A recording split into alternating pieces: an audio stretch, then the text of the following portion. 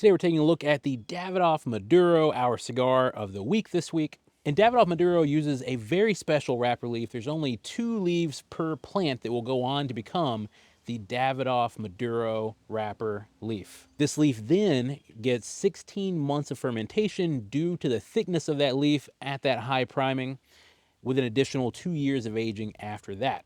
And Davidoff says that 40% of the sweet and creamy sensations from this blend come from the wrapper itself. So you've probably seen these out in the wild, and the big question is, are they worth it? And I'm going to spoil it for you. It's Cigar of the Week this week. It is definitely worth it.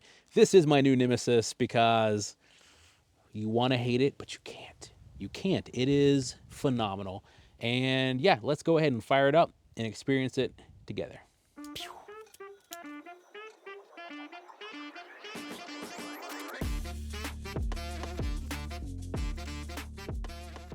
All right, the first few puffs of the Davidoff Maduro in the Toro size, we're getting brownies.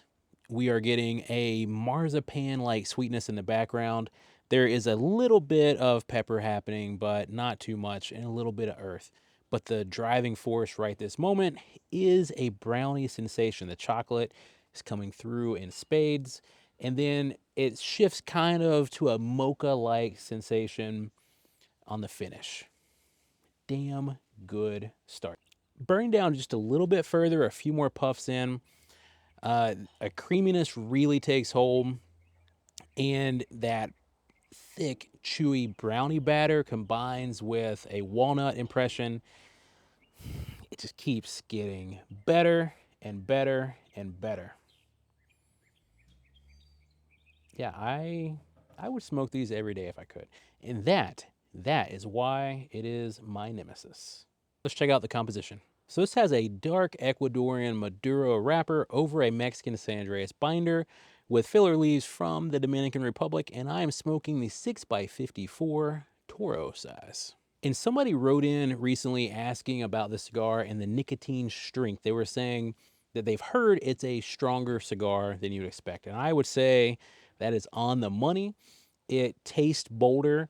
It's a little rowdier than I think most people would associate with a Davidoff Maduro, but the flavors are impeccable.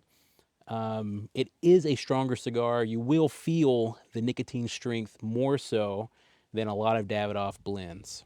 And we're bringing back Maduros for breakfast. But there's also a breadiness in here as well. So I'm getting, right now, bread, pepper, uh, dark chocolate that reminds me a whole lot of brownies, especially with that walnut kick every now and then. And that would be how I'd classify the first third. We took a little break. I want to show you a quick little section of how this thing was burning like a champion. I don't know if you can see that burn line there, but it's glorious. This cigar is tasting amazing. It's going from everything from a dark chocolate to a milk chocolate, from a brownie sensation with a little bit of walnut kick to it, to a mocha sensation. It became very bready, especially towards the end of the first third.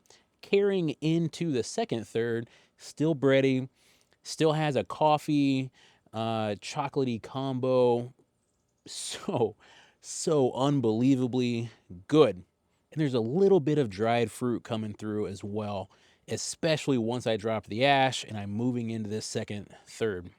And the finish, straight mocha, pure mocha on the finish. And I've also got this Macallan Harmony, the Arabica edition. I picked it out for this blend specifically because it's supposed to have a lot of dark chocolate and tiramisu notes. I don't get those notes myself. I get more of a floral and honeysuckle sensation. And I thought, you know what, it might be really good to try with the Davidoff Maduro. So, for science.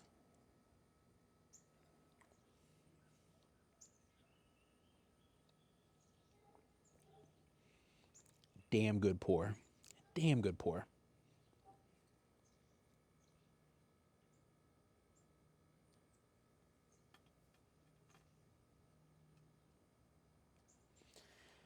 It brings the chocolate out in spades. If you like chocolatey cigars, I think you will like this one quite a bit. I think this cigar has amazing aging potential for anybody that has more patience than I do. This is one of those cigars that probably for me, whatever I have will not make it the next 6 months. Any day we have a warm day, I'm going to be outside enjoying one of these as often as I can. But if you do have more patience and you can sit on these for a couple of years, I think the dividends will be massive. The chocolatey sensation should just continue to develop over time, and the peppery beginnings will probably fade as well. And I would expect that the breadiness should surge over time. Yeah, this pairing, the Macallan Harmony Arabica edition and the Davidoff Maduro, chef's kiss. And in case you're wondering, this is also my favorite section of this cigar. Again, the breadiness, the mocha, that coffee and chocolate combo, the spice dialing back a little bit. The rowdiness kind of goes away too. It becomes much creamier and softer overall. Second third of the Davidoff Maduro is where it is at. All right, let's see what other people are saying about this cigar. Our friend Matt, the Cigar Hound Dog, gave it a rating of number 4, pleasant. Bill the Catman gave it a rating of 75. And the hardworking folks at Cigar Dojo gave it a 90%. And our friend Barry at thebarrelburner.com gave it a 92, saying the Davidoff Maduro, the new one, is much better than I recall the original being. And Patrick from Half Wheel gave the Robusto a score of 87, saying, quote, "This isn't what I would call a typical Maduro with a heavier, richer flavor. Rather, it's a more lively than the standard Davidoff blend." Just such a delightful cigar.